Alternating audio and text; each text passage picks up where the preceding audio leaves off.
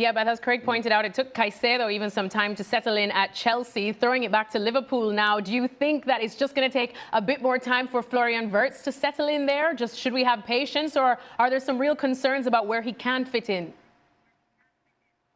Generally at Liverpool that there's no concerns at all. I think ultimately, you pay that money for a player because there's hope that in the end they've got the quality to come good, and that's proven true with Moises Caicedo. And as Craig said, obviously Liverpool were really keen on him. They had a bid accepted by Chelsea and ultimately by Brighton, and ultimately the player decided that he wanted to go to Chelsea. He'd given them his word, and I think now you look at this Liverpool team and you think they could really benefit from having a Moises Caicedo in that team, a bit more of a robust sort of destroyer, but with that ability on the ball as well. I think if you put Moises Caicedo into this Liverpool team at the moment, they'd look an awful lot stronger. But yeah, I think it's probably a lesson to all of us that when these players come for a lot of money, they don't have a say in their price tag, and ultimately they just come, and it's still hard no matter how much you pay for them. They still have to adapt to a new team. Florian Wirtz has come into it, to a new country, to a new league, so it does take time to adapt it, and ultimately sort of cream rises to the top, doesn't it? More times, more often than not. And I think that is obviously what we've seen with Caicedo, and I think at Liverpool there is hope that Florian Wirtz will do the same.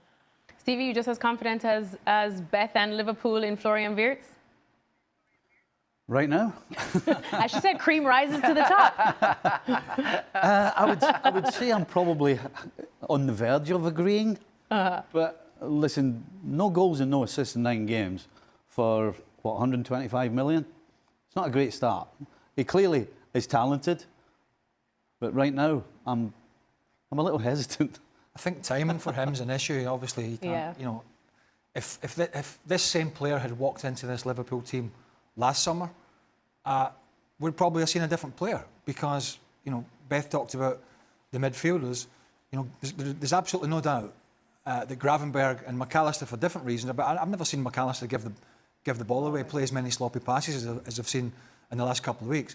But I think for Florian Wirtz, it would have been much easier coming in had it been the form last year of McAllister and Gravenberch or Szoboszlai, and he came in as a number 10, and Liverpool had a great shape, and they were controlling the tempo of a game. They're not doing that now. They're not controlling it. They're not passing. Stevie talked about the passing at the start of the show. They're not passing it particularly well. They're panicking at the back. They're not controlling the midfield. And so when you come in as a playmaker and you don't have that element of control, then it can be difficult. And I think that's where they are, that juxtaposition at the moment of how do we get control of the midfield, and in games where other teams probably have 3 in there, and get Florian Wirtz into the team. That's the sort of $1 million question. We're going to find out after this international break, because they have Manchester United. It's always, no matter United State, it's always a big game. What way does he go? Because he played his cards at Chelsea with Wirtz on the bench, didn't work. What's he going to do in the United game? That's going to be the thinking. Arne Slot will not be caring about these internationals. No. He's just thinking now, how am I going to get this team sorted, get all my players back, hopefully they're not injured, all coming back. What's my best 11 for the United game? Because if we're being honest, he does not know his best 11 at the moment. The goal that he was scoring, maybe Denis Suarez could have scored those goals, but Claude Makelele and N'Golo Kanté were very defensive. They scored goals.